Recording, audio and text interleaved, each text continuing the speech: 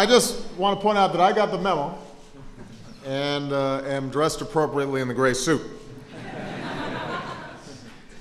Welcome to the White House, and congratulations to the Colorado Rapids on winning your first MLS Cup. I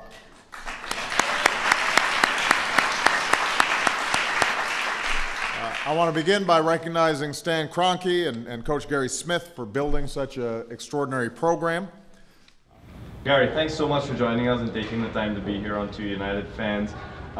You know, Kyle's, I think, mentioned off camera to you that he started watching the Rapids the year that you won the MLS Cup with them. You've also coached in England. It's really an honor for us to speak with you. How have you found Minnesota so far? Have you been here before? I haven't, no. First time?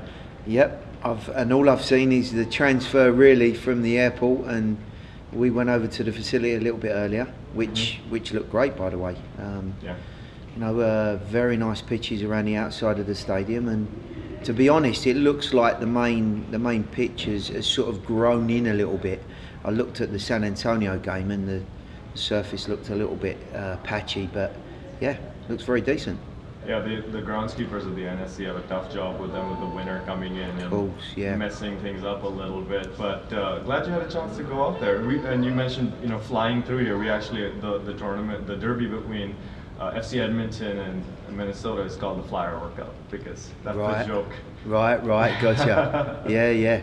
But one of the questions I had for you, really quick, just to start us off, was what about Atlanta inspired you to come take that position and be coaching the Silverbacks? Yeah, good question. Well, part and parcel of the taking any job back in the US was the excitement of getting back into US soccer. I'd had such a good time in Denver. I'd enjoyed it immensely. My family outside of soccer had enjoyed the lifestyle, and we all looked at the possibilities of coming back to the US and what that would bring, not only for my career but also for the family and our way of life. The Atlanta opportunity came up. Of course, there were some discussions about the situation that the club was in, the lack of ownership at the time when I first started talking to Andy Smith, my boss. And then after a period of discussion, it became quite obvious that it was going to be a wonderful opportunity and quite an exciting one as well. It's the franchise has always been well supported. It's a very big city that I believe, having seen it now as well, and I believed at the time there was tremendous support for soccer universally, not just for the Silverbacks. And of course, with the added excitement of MLS coming to town, there was quite a good feel about taking the job and the environment I was walking into. So I've not felt all along that I was wrong in that. Brilliant. And of course now you're on this 5-game unbeaten run, kind of a great start to the season, giving the fans that are at Silverbacks Park something very exciting to see, to kind of follow. What would you attribute some of that success to this year? Well, I think first and foremost, any group that's coming together as we have, 17 new players, you've got to make sure that your recruitment is as clean cut as it can possibly be, and by that I mean you need to have a clear mindset of how you want a team to play and the dynamics of the team. But also you need to do as much investigating as you can with regards to the characters of those players. Otherwise you find yourself in a position where you're bringing a lot of new bodies into a locker room, and it can take a hell of a long time for those guys to gel and find their feet. And normally you find that you're losing points in that period of time. So there was an awful lot of hard work that went on behind the scenes first and foremost. And when I landed, it was probably early February, late January, early February. So there was an awful lot of work to do, and I've got to say that Andy Smith, the president and general manager of the club, and Evan Mitz, who's the assistant general manager, were tremendous. I mean, it was great to see the support and the help that they were giving to what was going to be a very tough task. So the recruitment side of it, number one, is hugely important. And then secondly, in a very short space of time, we had 4 weeks to prepare really. 5-week pre-season, but normally the week leading up to the start of the season, you're into a little bit more of a recovery mode for the players after some very, very hard work. So the planning for that 4 weeks was quite in depth. We trained twice and sometimes 3 times a day. The players were, put under an awful lot of physical stress and a lot of mental stress as well, because they were trying to undertake some ideas that maybe they'd not seen or had to fulfil before. And of course, a brand new head coach, 17 new players and a brand new guy in charge of them. So I would say that those 2 areas have been instrumental mainly in getting a very good group together and quickly. But then of course on top of that, I've got to really give my assistant, Steve Guppy, and the other guys that are supporting the group a real big pat on the back for all of the hard work they've put in as well on the training field.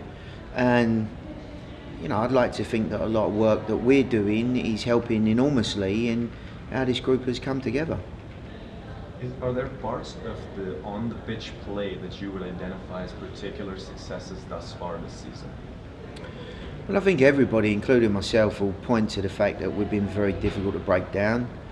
The group looks well organised, extremely determined, and their attitude towards each and every game has been absolutely spot on from a coaching standpoint. So that side of it, I'm extremely happy with. But as with any group that built from almost scratch, there are always areas that don't evolve as quickly as you would like. We certainly need to, and I'm sure will improve with the ball, creatively, and I'm hoping as we move forward, we'll offer 1 or 2 of the guys that certainly have good individual talent and a creative nature, more opportunity to express themselves. And that process is ongoing, but my philosophy has always been first and foremost to have a good balance to the group, which I believe we've got. It's always a nice foundation to have a team that knows how to compete and to stay in the game. And then from that point on, I think we're going to be in a very good position to really start to express ourselves, and I'd like to think this weekend might be the starting point of that. Of course. Personally, I'm a little conflicted because, being a fan of Minnesota United, but absolutely. One of the things I've heard from a few other people from different teams within this league is, just like you said, the importance of getting a group that really gels together, bringing the personalities in the locker room to really work together and play as a team, for lack of a better way of putting it. But to take a step a little further up, as we mentioned before, you've had a chance to be the head coach in MLS, you've had the chance to be a head coach in League One, and now you're here in NASL. And I was hoping maybe you could take a moment to put the context of our league within some of these other experiences that you've had, and kind of maybe talk a little bit more about what you see in the NASL as a whole. Right. Well, I was often asked when I was in Colorado where MLS would fit into UK soccer, and it was tough, I think, in general to make comparisons with the US soccer scene and the UK soccer scene, and purely because of the completely different stresses and strains that the players are under. The climate going through the summer makes the game very, very different to the seasons that that the UK players go through, and predominantly, of course, for a winter. The summers in the US can be tough on the players, and of course, you know, it can in some cases slow the game down quite a bit. The travel has to be mentioned. You know, although there's travel in the UK, it's extremely tough, as we found already.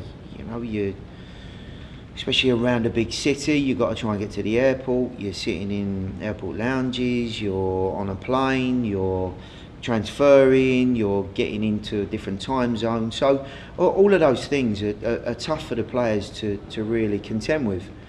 And then, of course, you know, you have the different surfaces.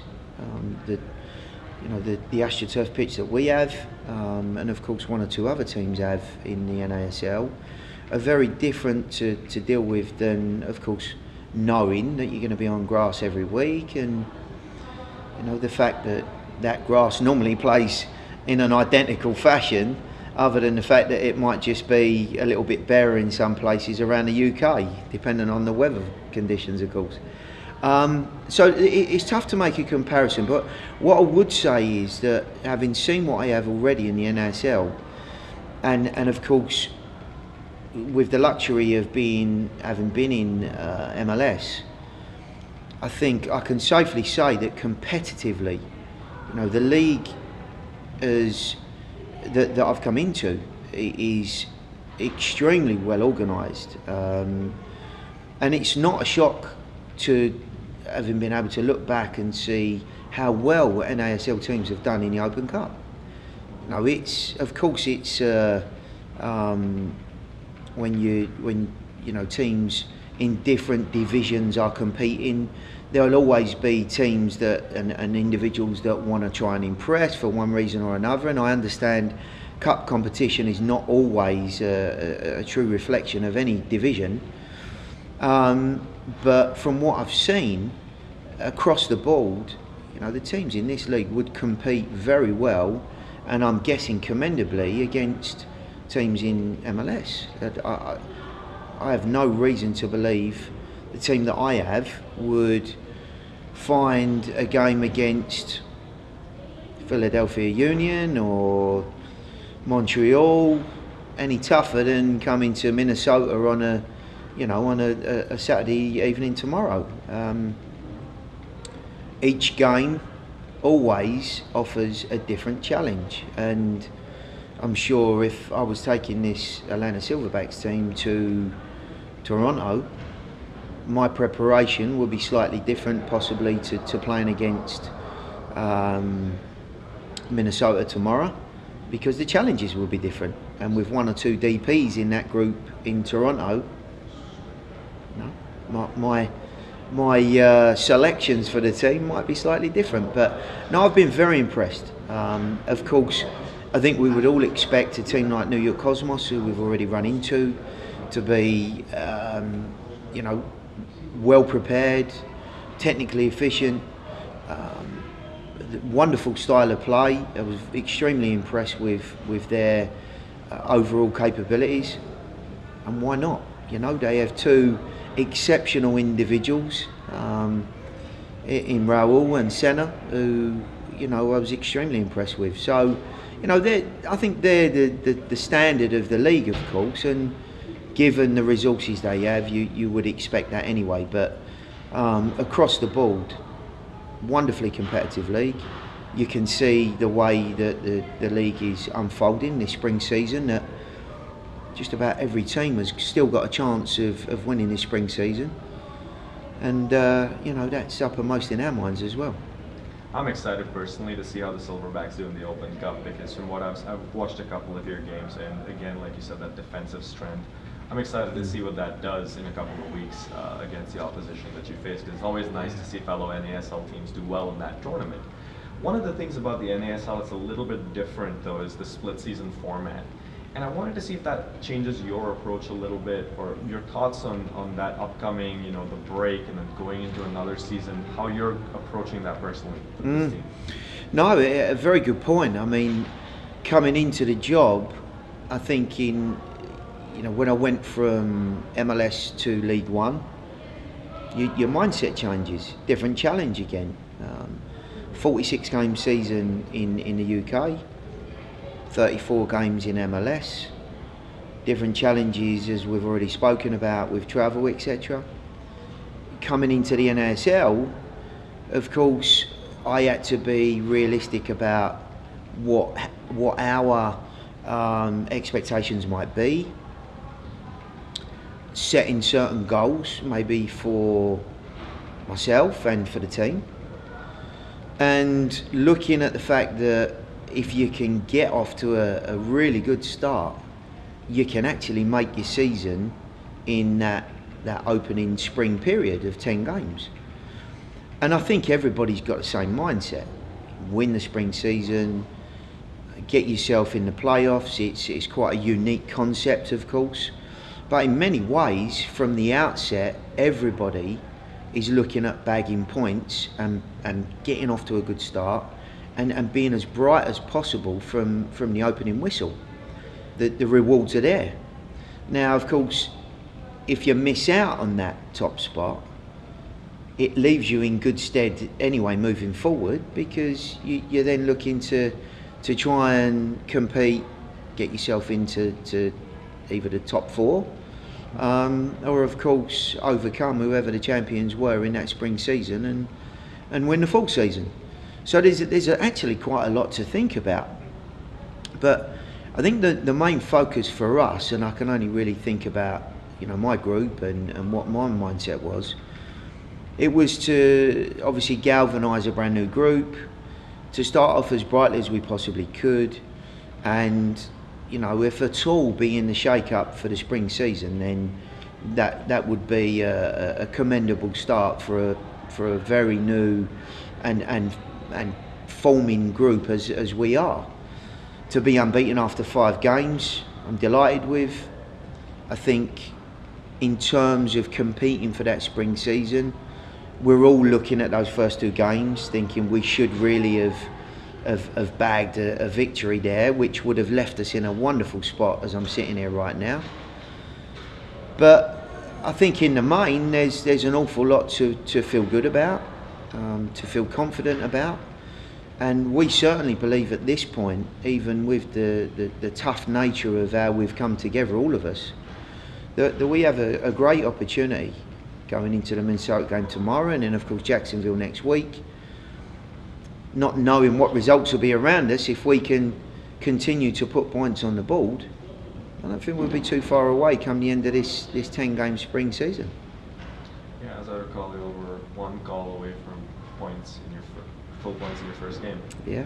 And it's incredible. It really is, especially like you said, with 17 new players in the squad, a whole new coach. It's an incredible thing that you're achieving. Now, final question: when you get to the end of this year and you look back, what will tell you that it's been a job well done for you personally? I think there'll probably be a couple of things. I mean, as all coaches do, the statistics that any team end of season with, you can manipulate how you want. But in reality, every coach wants to be in the playoffs, winning silverware, and competing for success at the top of any division. For us, the goalposts are slightly different, of course. We're league owned. It's it would be no surprise for everybody to know that, of course, our financial situation and budget for the squad will be considerably less than every other team in the league. So I think already we've got off to an incredible start and are proving a lot of people wrong. And of course that is dovetailed with the fact that the side didn't do especially well last year. So I'm not sure expectations around the league was great for this group. So yes, we're moving in a good direction in terms of what would be my overall expectation and what would success be for me. I still believe that we can be a top 4 team. It certainly won't be easy. across the course of 30 games, if you're in the top 4, you certainly deserve to be there. But I think success for this group is going to be continually competing and proving people wrong. Being in a position, if not in the top 4, to be striking towards it at any point in the season, so that not only the team but the fan base, the club in general feel as though we still have plenty to play for. And of course, for any coach, it's bringing in a brand new group of players and maybe 1 or 2 of those guys moving on again to bigger and better things. I know the club in the past have always been advocates of selling on players. I actually bought one of them further down the line in Matt Kanji, who started off at the Silverbacks and was a wonderful addition for me in Colorado. So I don't lose sight of the fact that this isn't just about the team doing well and competing in our league. It's also offering the players in the locker room a very good opportunity to develop individually and of course fulfil some of their ambitions at whatever level and in whatever league that might be. And every day, myself, Steve, the other coaches and staff around the group do as much as we possibly can to make sure that the players are in as good a position as they possibly can be to achieve that. I hope that answers your question. It does, absolutely. Just one. It's a long way around it. Yeah, no, but it's very much, the piece that you said of developing players, making sure that they're professionally fulfilled and doing even bigger and better things as their lives go on. It's a great thing. The other thing I wanted to mention is we in Minnesota know the last time a team in this league was league owned, they ended up winning 1 title and going to the final the next year. Is that right? So who was that? Minnesota. They were the Stars. So it's very good. You're in a very good precedent, I guess, at the moment. But Gary Smith, thank you so much for joining us. Really do appreciate you being so generous with your time. All the best to you tomorrow. Here's a good game. And thank you very much. We'll be cheering the other side, but we'll be looking out for you. Of course, I wouldn't expect anything less. But we'll certainly look forward to it. For sure, we know it's going to be a tough game, but haven't they all been?